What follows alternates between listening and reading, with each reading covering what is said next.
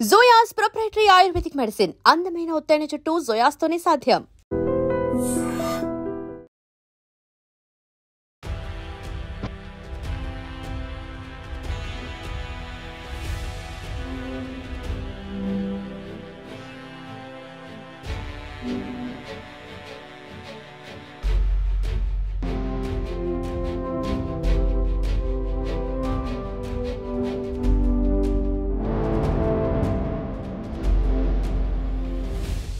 హన్మకొండ జిల్లా Gopalpur cross road దగ్గర జరిగినటువంటి అత్యంత దారుణమైనటువంటి ఘటన. మీరు చూడండి, అక్కడ రోడ్ కోర్స్ బాగానే పెద్దగానే కనిపిస్తోంది.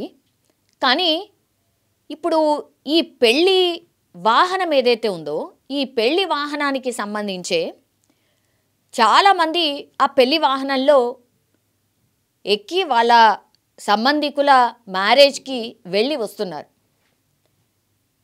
అయితే పక్కకు ఇది నిన్న రాత్రి 9 గంటలకు జరిగిందంట. వీళ్ళు పక్కకు ఆపినరు, వెహికల్ని పక్కకు ఆపినరు, రోడ్డుకి పక్కన ఆపేశారు. ఆపి మరి ఆ చిన్న పిల్లలు ఉన్నారు, అందరు ఉన్నారు కదా, మహిళలు అందరు ఉన్నారు, టీకో టిఫిన్కో ఏదో సంథింగ్ దానికి ఆగారు. ఇది గమనించాడో లేదో మరి తెలియదు, కానీ ఒక బోర్వెల్కి సంబంధించిన లారీ అత్యంత వేగంగా వచ్చి ఇప్పుడు ఈ పెళ్లి వాహనం ఏదైతే ఉందో, ఆ బొలెరో వాహనం ఏదైతే ఉందో దాన్ని ఢీకొట్టిండ్రు. మీరు చూడండి, ఆ లారీ ఏమో ముందుకొచ్చి పక్కకు ఒకవైపు ఆగిపోయింది, వీళ్ళదేమో పల్టీలు కొట్టింది. 2-3 పల్టీలు కొట్టి ఇట్లా కింద లోయలాగుంటుంది కదా, కొంచెం రోడ్డుకి పక్కన లోయలాగుంటుంది కదా, అందులో పడిపోయింది. ఆ వెహికల్లో ఉన్నటువంటి వాళ్ళందరూ కూడా బొలెరో వాహనం అనగానే మనకేం గుర్తొస్తుంది అంటే క్లోజ్డ్ డోర్స్ ఉంటాయి కదా అని మనకు గుర్తొస్తుంది. కానీ ఇది క్లోజ్డ్గా లేదనమాట, ఓపెన్ టాప్.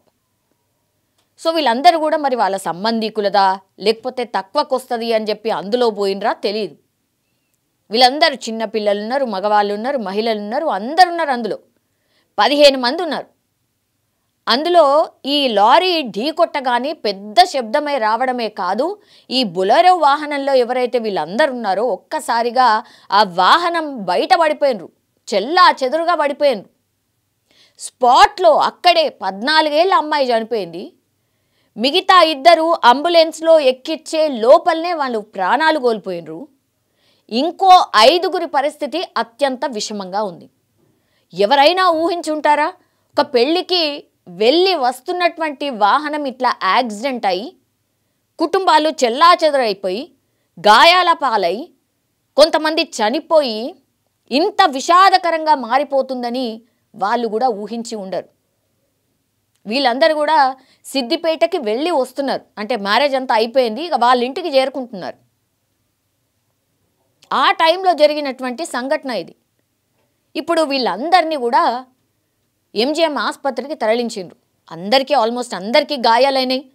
చాలామందిని మీరు చూడండి ఇట్లా పడిపోయి ఉన్నారు, రక్తాలు గారుతున్నాయి, చిన్న చిన్న పిల్లలు ఉన్నారు, వాళ్ళందరూ కూడా రోదిస్తున్నారు, భయపడిపోయినరు పూర్తిగా. అటు నుంచి ఇటు ఎవరైతే వెళ్తున్నారో వాళ్ళందరూ కూడా వాళ్ళకి హెల్ప్ చేసే ప్రయత్నం కూడా చేసిండ్రు. ఎంజిఎం హాస్పిటల్కి తరలించిన తర్వాత పోస్ట్ మార్టం ఒకవైపు అవుతుంది, ఇంకో 5 పరిస్థితి చాలా విషమంగా ఉంది కాబట్టి వాళ్ళకి ఇంకోవైపు ట్రీట్మెంట్ జరుగుతోంది. మొత్తమిగా ఆ కుటుంబాలంతా ఆగమాగం అనుకోండి, అంత దగ్గరి సంబంధికులే. ఆ పెళ్లి కొడుకు పెళ్లి కుమార్తెకి సంబంధించిన అత్యంత దగ్గరి బంధువులు, అంటే అక్క చెల్లెళ్ళు అన్నదమ్ములు, ఇట్లా వాళ్ళు. ఒక్కసారి అసలు ఊహకు కూడా అందనటువంటి సంఘటన ఇది. ఇక్కడ పోలీసు వాళ్ళు ఒకటి చెప్తున్నారు ఏంటి అని అంటే, ఓపెన్ టాప్ వాహనం 15 మంది ఎక్కిరు. జనరల్లీ అవన్నీ కూడా ఏమంటారు, లగేజ్ను లేకపోతే గూడ్స్ని తీసుకువెళ్ళడానికి, వస్తువుల్ని తీసుకువెళ్ళడానికి వాడేటటువంటి వాహనాలు. అందులో మనుషులు ఎక్కిపోతే ఎట్లా? ఇగో ఇట్లాంటి అనుకోని సంఘటనలు జరిగితే ఎంత ప్రమాదం, దీన్ని బట్టైనా అర్థం చేసుకోవాలి కదా. ఇప్పుడు పోలీసులు ఈ లారీ ఏదైతే ఢీ కొట్టిందో అతన్ని డ్రైవర్ని అదుపులోకి తీసుకున్నారు. అట్లాగే ఓనర్ ఎవరు ఏంటి అనేది కూడా పూర్తి స్థాయిలో కనుక్కునే ప్రయత్నం చేస్తున్నారు. అసలు మిస్టేక్ ఎవరిది ఏంటి అనేది కూడా విచారణ చేస్తూ ఉన్నారు. మరి డ్రైవర్ ఏమైనా తాగి ఉన్నాడా, ఈ వాహనం అసలు పక్కకు నిల్చొని ఉన్న వాహనాన్ని అట్లెట్లా ఢీ కొట్టిండు అది పోనీ మిడ్ నైటో ఇంకేదో తెల్లవారుజామున జరిగింది అని అంటే 9 గంటల ప్రాంతంలోనే జరిగింది. మరి లారీకి ఏమైనా బ్రేక్ ఏమైనా ఫెయిల్ అయిందా?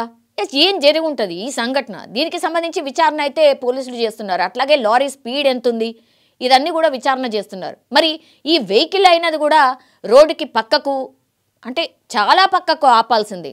మరి ఈ వాహనం కూడా ఈ పెళ్లికి సంబంధించిన బృందం ప్రయాణిస్తున్న వాహనం కూడా నిజంగానే రోడ్డుకి చాలా పక్కన ఆపేసి ఉన్నదా, లేకపోతే రోడ్డు పైన కొంత భాగం ఈ వెహికల్ది ఉన్నదా, అది చూడలేకపోయిందా, లేకపోతే ఇంకో వాహనం వచ్చేసరికి తప్పించే ప్రయత్నం చేసిందా, అసలు ఏం జరుగుంటుంది ఇన్సిడెంట్ అనేది పోలీసులు అయితే విచారణ చేస్తున్నారు. కానీ కుటుంబం అట్లాగే పెళ్లి ఇంట్లో ఒక పెద్ద విషాదం అన్నమాట.